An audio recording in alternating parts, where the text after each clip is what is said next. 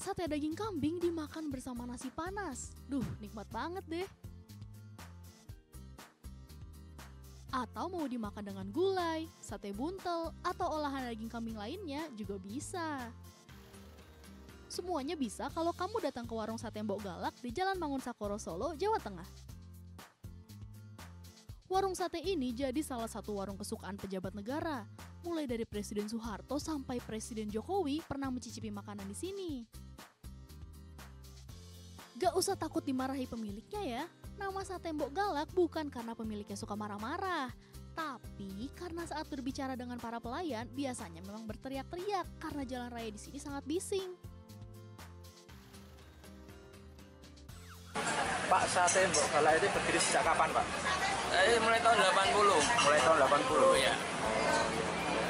Terus untuk ini Pak, menunya itu apa aja sih yang ada di sate Mbok Galak? Itu menunya apa aja? Ya, sate buntel, sate daging, ati, sama tengkleng, gulai, tongseng, nasi goreng. Terus spesialnya apa sih Pak? Yang biasanya sering dipesan itu? Sini buntel sama tengkleng yang Sate buntel. Iya, sate buntel sama tengkleng. Warung yang buka dari pukul 7 pagi sampai 6 sore ini membandrol makanannya dengan harga Rp25.000 sampai Rp40.000 loh. Kalau di Solo, jangan lupa cicipi makanan satu ini ya.